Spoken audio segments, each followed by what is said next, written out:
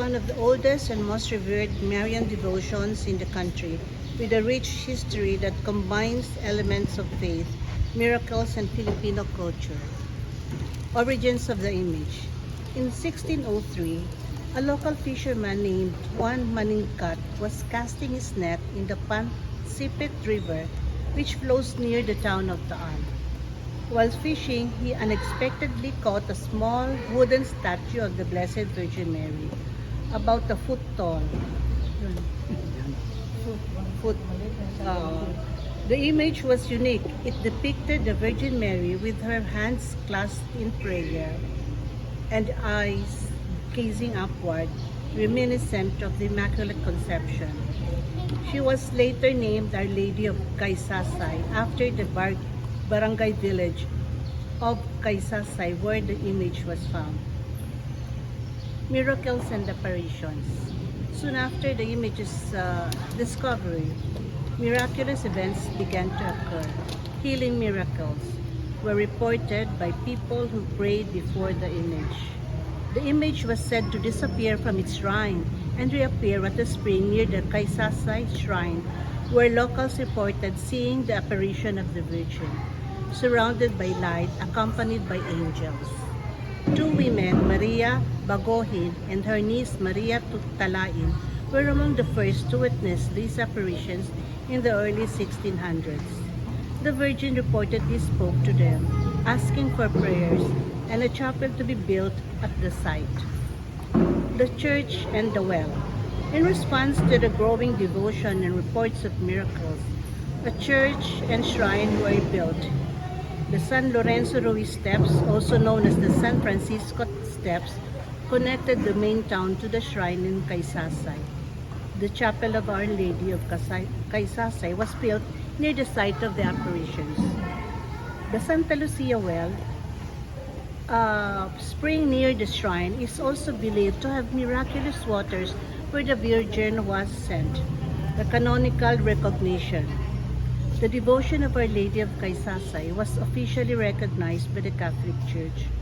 The image was canonically crowned on December 8, 1954 in a grand ceremony, acknowledging the deep and enduring devotion of the Filipino people to the Blessed Mother under this title. Devotion today. Our Lady of Caysasay remains an important figure of devotion, especially in Batangas. Her feast day is celebrated on December 8, coinciding with the Feast of the Immaculate Conception.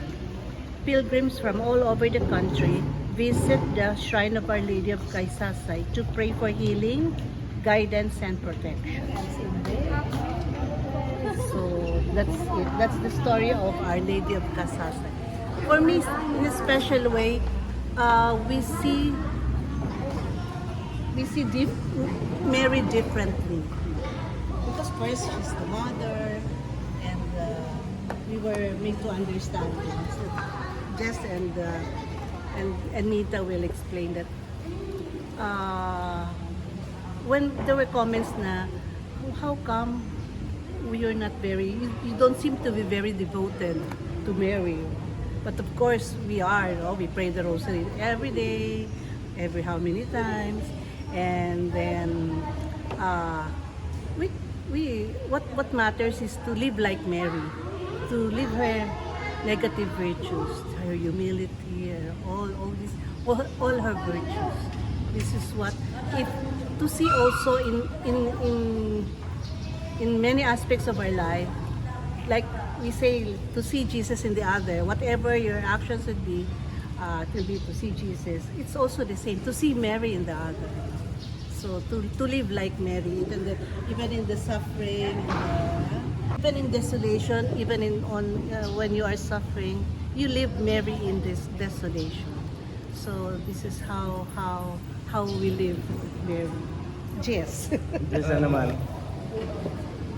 Meeting the Focolare, Father, I saw Mary in a different way. When like Nita, she attended a school in Tagaytay. I also did when I was in college. And during that time, I didn't know anything about the life of Ocolare, the life. We heard first time I heard the points of the spirituality of the movement. First time I heard in a different way the love of God, Jesus in the midst, Mary, the Eucharist. Now talking about Mary, yung sabi ko, because Kiara was saying, be like Mary, be like, to live like Mary. Sabi ko, how can I be like Mary? Si Mary babae, no? Yun pala, to be Mary, because our brothers need a care of a mother. Maski na lalaki ako, I can care like Mary. I can be a mother like Mary to a neighbor. Yun, I think ko yun ang kulang what the world lacks. Yung pag-aaruga ng isang ina. And you put it in context, how Mary was there at the foot of the cross of Jesus, no? Bearing all in her heart the suffering of his son, of her son, and being giving to my neighbor, to my brothers and sisters, Mary, it's just bearing with them, listening. Makikinig ka lang sa mga problema, diba? Kasi Mary laging is a silent person in the church, no? Kaya nga she's being accused of many things. Kasi parang wala naman siyang part, eh. Pero for us, I think Mary had a big part in the life of Jesus, no? In the life carrying Jesus into this world. So yun yung I try to live as a Christian, to be like Mary. Maski na hindi ako magsalita, somebody who would rant about his or her experience, galit siya sa isang tao, just there to listen to that person. I think the world needs people to listen like Mary. To be like Mary is to embrace kung ano yung suffering ng your neighbor. And I think that what the world needs, to be like Mary to others. Yun.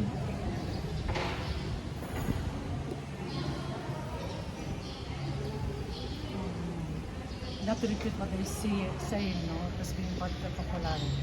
For me, it's like a blessing from Mary to be part of her opera, no, because I remember when I was still in high school, I used to pray every day rosary, and then when I about to finish college, I said, I will offer my life to you, you know. So without knowing that at a certain point, I met the movement through my sister, and what struck me most is, yeah, it's no longer that Mary, I'm here, she's there, no? I mean, parang like only a devotion, no? But what I understood is like Kiara taught us, placed us into a condition wherein we can be like her, not like the answer of Kiara when she asked Jesus why in every church we find you in the tabernacles, no? So it seems that really full of spirit, she understood that Jesus told her that I want to see her in you. So yeah, like to be like Mary, and also in the church, you know. So especially when Kiara met with Pope John Paul II, no, she asked that who will be the next president of movement, that should be always a woman, because also to maintain this Marian figure, because there's a Christian figure and a Marian figure. So this is this one, the role and the work of Mary in the church, the universal church. So it's really I felt that with the spirituality, it's like my rapport with her is no longer you are there, Mary, just the devotion, but really to be like you. So every time I pray to her, it's always a prayer wherein I always ask her to guide me, to help me, to be like her, in everyday today life, knowing that we are fragile, but she's there, to be like her, because also not only me, but also those who are part of the movement, to those who know the movement, will be like her here on earth.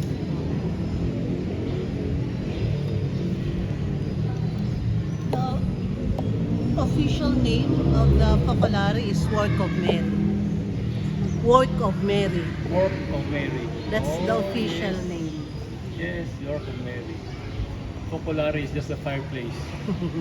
Yes, Official name is fireplace. Work of Mary, Opera de Maria. Opera de Maria, Work of Mary. That's the official.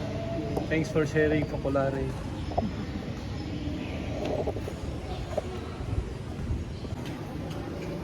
Nung nasa seminary, 1988, 89, nagbabasa ako ng Glories of Mary. Mother ko, devotee of Mary.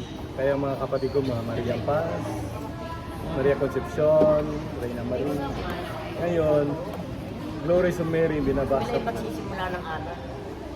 So, may napapasubo tayo sa mga ibang seminaryan, magka-pass, diba? Kasi iba yung training. Anyway, May mga taga-Konyan. more into the seminary later, iba na yung philosophy, theology yung focus. So, napapaiwan si Mary. Pero nung pabalik ako galing sa China, parang inalala, kailan nga ba ako na-ordain ng diaconate? Ni-review ko yung araw, December 12. Mga 1 week, 2 weeks later, na-realize ko, Our Lady of Guadalupe. So, alam ko na pinapabalik niya ako sa kanya. Kasi ang attraction ko nasa mga lumad, mga indigenous people, mga farmers, mga national, ganon. So, yun. Kaya,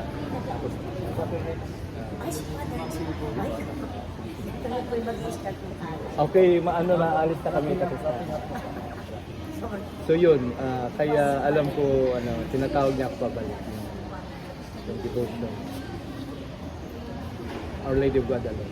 So, kasama ko palagi, kahit basta nagta-travel na, St. Michael yan at Our Lady of Guadalupe, intersection. Pero iba yung expression ng devotion nasa mga indigenous people, nasa mga farmers.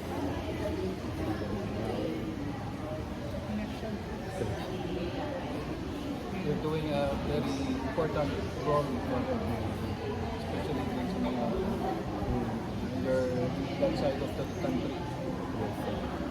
Pero time na rin time na rin nila, time na rin natin maghanap ng next stop.